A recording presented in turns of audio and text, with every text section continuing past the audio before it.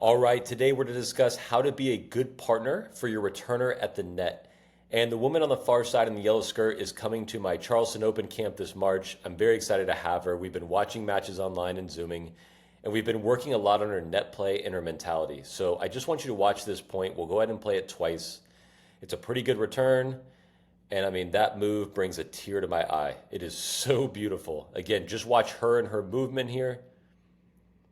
Forward, and then a gorgeous volley. So let's walk you through it. The first thing we had her do was stand closer in the service box, both depth-wise and width-wise. And most people stand on the service line because they're worried about this near side player hitting a volley through the middle.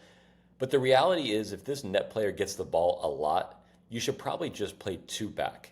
And so when you come to the net and make the decision to be at the net when your partner is returning, you're up there to do damage. So the first thing we had her do was start halfway up in the service box, depth-wise. Like I said, you want to remember that you are going to the net to play offense. That is why you are up there. So if your returner can't hit a quality ball and you find yourself on defense a lot, like I said, just back up and play from the baseline. But if that returner is hitting at least a neutral return, I would advise starting closer in the service box so you're in a more offensive position and taking up more space. So now we play, we got this return, and I want you to watch. The ball has bounced and my player hasn't really moved.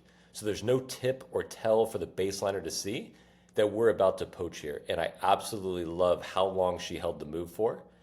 As the ball gets closer and the baseliner is already swinging, you can see my player is shifting towards the middle and off balance. But again, she hasn't left the circle. And so she's held that move perfectly, but she's ready to pounce on this cross-court ball.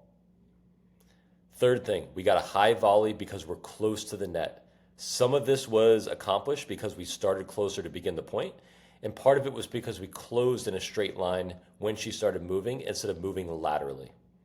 And all of this makes it easier to finish the volley. So you can see it bounces right near the net player's feet, which is the easiest finish. Sometimes if you go at their chest, it's a little bit easier to reflex back.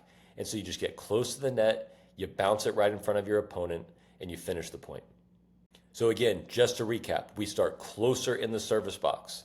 We wait for the bounce on the return before we want to make the move. We get nice and tight to the net so we can play offense, and we finish at the net player's feet. If you found this video helpful, hopefully you'll subscribe to the channel and maybe share with your doubles teammates or any doubles partners who need help at the net as well.